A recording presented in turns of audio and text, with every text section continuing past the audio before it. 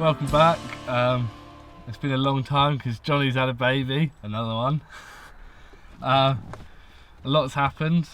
We've got duck. So this pond was dug many years ago. It wasn't a pond, it was a land drain.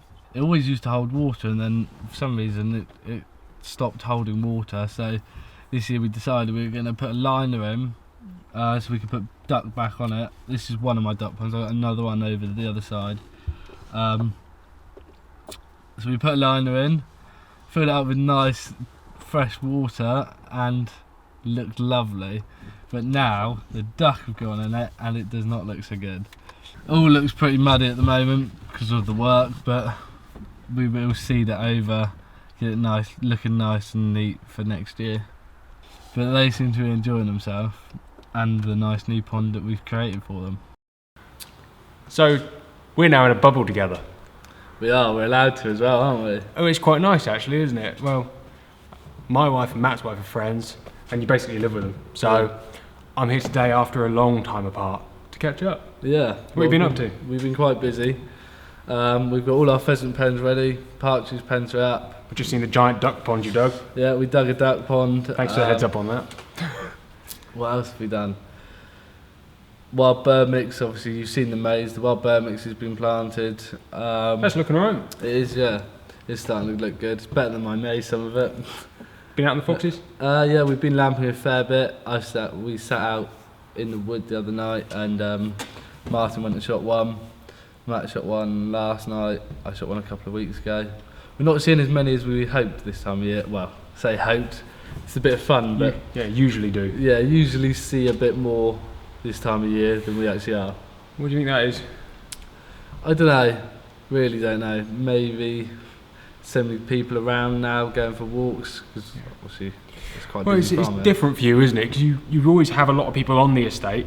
Yeah. With what the estate does apart from shooting, and that's not happened. So it's a very different dynamic, I think. Yeah, it is. Obviously this time of year, well, the nice weather and everything's quite busy, and the footpaths we got running through are really busy, so maybe that's put an effect to it with the lockdown. People have gone out and gone for walks.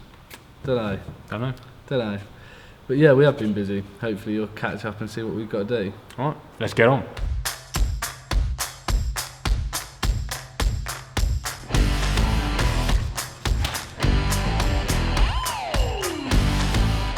The last time you saw an empty pheasant pen, now my pheasants are in wood. They've been in wood 5-6 days now. I've actually, as you can see, there's no hoppers in this pen because I whistle feed them. So they started off on hoppers. I whistle feed them, so then you can actually see if there is any problems with them. Plus, I don't know, Matt did it and I did it last year. It's just the thing, I'd always do it now. Always whistle feed my pens because you can actually see your pheasants. You just help have a sort of closer relationship with them? Yeah, you'll see in my other pen when we go there in a minute, that's one's on hoppers because there's not a huge amount in that pen. There's not a huge amount in this pen either. But you actually see the birds a lot easier when they're getting fed on the floor. When they're on hoppers over there, you just see glimpses of them because you walk down the right and they will just scatter off into the bushes, which is good because they keep them wild, but I'd rather be able to see if there is ever a problem in this pen, then you get to sort it out straight away. Do you get a lot of sickness in the pens? No, not really. Very rarely, really. Because obviously we rear ourselves. They come off that rearing field 100%. So when they come into this pen, touch wood, we don't get too many problems. Obviously they always get stressed the first day because the food changes, the diet changes, and the environment changes. But after that, no, they are really good. So after I've fed my pheasants, this pen, I'll walk around the pen to make sure the ones that have got out, like this one walking alongside the wire, we push those back through the butterflies, which we went through on the last episode, I think it was. Go back through into the pen so they're nice and safe for the night. but I will check them again this evening though. But nice and safe for the rest of the day. Why have you got the shotgun out? Because obviously, for one, you're not allowed to leave shotgun in the buggy whilst walking around the pen, so I take it with me. And just in case you do see, maybe occasionally you might rarely see a fox, you never know. You might see something around your pen, fox, magpies as such, that you just want gone, so I take it with me. Plus I know it's safe then. And now a quick word from our sponsor, who is us. So if you want to support us and you can be part of our sponsorship program, you can become a channel member. There's a button down there that says join, click it, there's a link in the description, and you can support our channel. You get loads of free content, you get members exclusive videos. It's great, and you get to support us in the work we do, which I hope you enjoy, which is why you're watching. Anyway, let's carry on.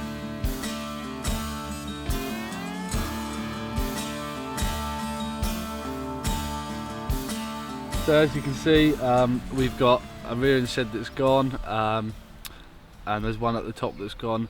They're the birds that are in my pheasant pens. It's quite nice actually to get the part of the rearing field down.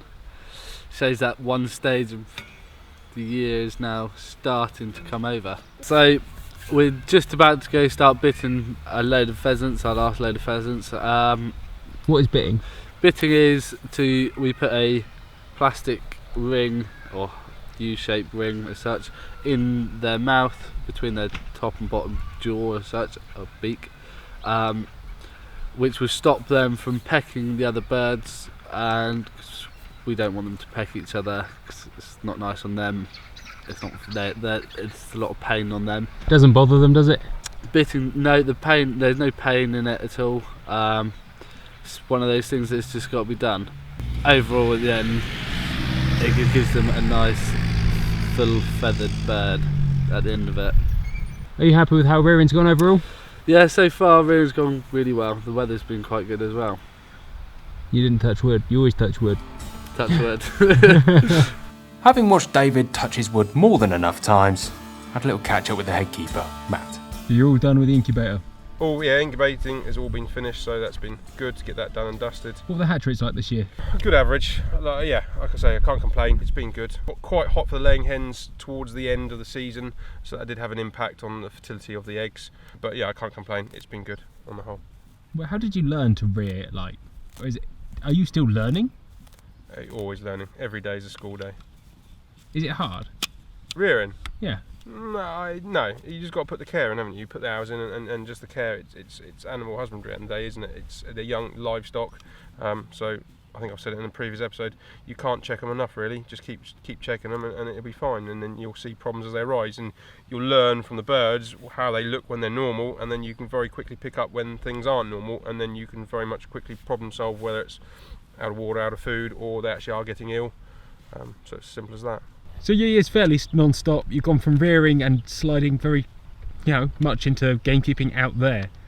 Yeah, like I said, well, for us here, what we do, we don't sort of like finish one job and into the other. Yeah, it all blurs and marries into one another. So we still got birds and young birds on the field, as well as now we've got pheasants out to wood, poults out to wood in the pens, and some pens they're already starting to get out. So again, it's the whole range moving through, and obviously coming back to the field to make sure that's all taken care of. And as I say, with these last young chicks, and then once they get all moved, hopefully with the crops coming off, we should be getting the partridge out immediately after. What's your favourite time of year? Now it's good because it's all happening, and we're getting back out because we spent quite a lot of time contained with the laying pens and the rearing field here on site. It's nice to get out, and then with the pheasants, you're sort of getting out early mornings and going back around the estate and seeing a lot more. So that's good fun.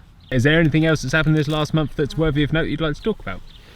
No, not really, because in all fairness, it's as boring as it is, that's it. It's a case of rearing birds, letting the birds mature on the field, and then moving them off.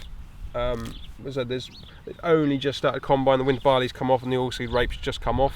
We haven't got a huge amount of ground to lamp, but yeah, obviously we're keen to get out and get some foxes shot. Yeah, there's no What is the fox tally looking like? It's been slow, to be fair, after your last visit, because we've had all those sort of spring foxes that we shoot, and we always have quite a high volume.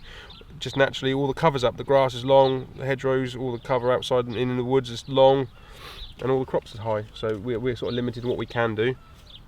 Yeah, but now the crops start coming off, we will start catching up with one or two again. Have you put social distancing measures in place on your shoot? We've not stopped thinking about it.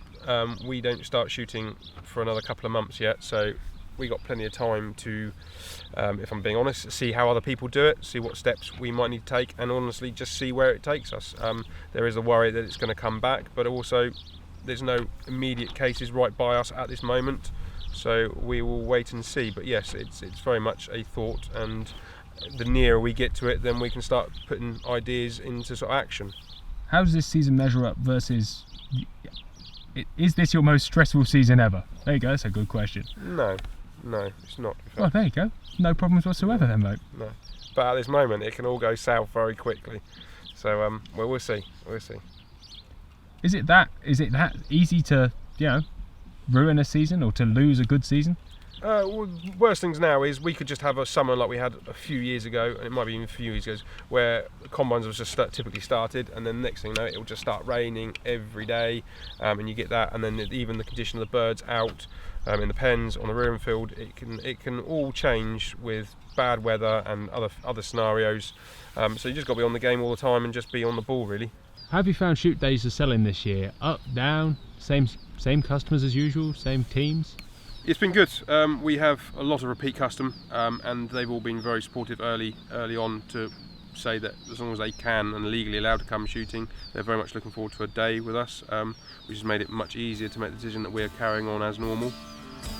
So yeah, no, it's all looking very good. The last time I saw you, mate, we were rearing. How's it been since? Yeah, we're still rearing. It's been busy. We've got the first, I think Dave's taken you around and shown you, we've got quite a few pheasant pens already out. We've still got a few more to go. We have different stages, one because we have our weekly hatches, so we can't just get all them all out to wood in one hit. So yeah, we've got birds to wood and been out for a good month. That's it, that's the very last pen to be filled up, last birds off the rearing field. Happy with how it's gone? Yeah, very happy. Good to get it gone, good to get it done. What happens next? Keeping this lot fed and watered and happy until we start shooting. Perfect. 1 month to go. Just less than 1 month to go, yeah. Going to go well? Should do. Let's keep an eye on the weather. We don't want another wet one like last year, but yeah, should do. The birds have done well. They're fit, strong. Is that optimism from you? Yeah. Well, it's good at the minute. Sun's shining. It's nice and warm, and I'm happy because the last birds have gone off the field, so it's another job ticked off for our year. Being a gamekeeper is the dream of many young men and women, and the beginning of that career is generally as an underkeeper. I sat down with Dave to ask a couple of questions on what it's like to be one. Why did you become a gamekeeper? Because it's a lifestyle, it's not a job. It's a lovely lifestyle. I've been brought up around, farm. My dad's a farmer, but shooting seems to be a lot more fun than farming for me. Rather be a gamekeeper than be a farmer. You went to Sparshot, yeah? Yeah. What was it like after leaving college and getting a proper job? Is it everything you thought it would be? Yes, it is. Obviously, that's what college is for. There's a lot different though. Just the way you do it compared to how you do it in a classroom. What's it like working with a head keeper every day? It's good. It is good. Obviously, sometimes we get our opinions. Everyone's got different opinions, but we get on. Me and Matt get on very well. We do get on well, and which is the best thing. You got to have a laugh with the person you're working with, I think, especially as you're seeing them every day. All your mates are keepers and underkeepers? Yeah, the majority of them are. Yeah. Are they all finding it much the same? Yeah, they are. One of my mates works with his dad. Nice. So he gets on alright as well, so that's good. What makes a good underkeeper, beekeeper, underkeeper? I think you've just got to do your job and be happy to do it, wake up every morning, want to do it, and learn, happy to learn on the job, because you don't know everything. Matt doesn't know everything. No one knows everything about this job, but every day you're learning something new, so you just got to be willing to learn. Do you find it stressful? Looking after this part of the road is quite stressful, yeah, I do.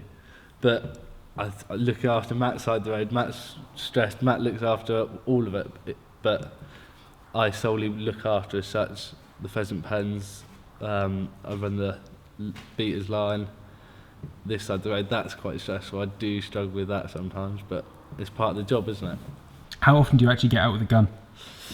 Not as often as people think you will. I was actually quite lucky because we had quite a wet Sunday and I did all my jobs that I needed to do, so I took my rifle out and has little long range shooting because I've got obviously the big caliber rifle, so I can go long range, and it's quite fun. I enjoy it, but we don't get much time to do it other than lamping. So it still counts as a bit of a hobby. It's not. Yeah, it is. The shooting as such is as much a hobby as it is part of your job. But when you go lamping, obviously it's the job part takes over, and especially this time of year when pheasants just about go to wood. You see a fox, you want that fox dead. You don't want that fox running around because you've missed it. So you have got to keep your eye in as such. Was it worth going to college? Yes, it was. I'd say yeah, it was, because you learn the base bit about this job when you're at college. Obviously, if you're in an apprenticeship, that is probably the best thing, because you get the paperwork and you get the actual experience live. But going to college, you get the paperwork, and nowadays you need the tickets before they take you on at all, really.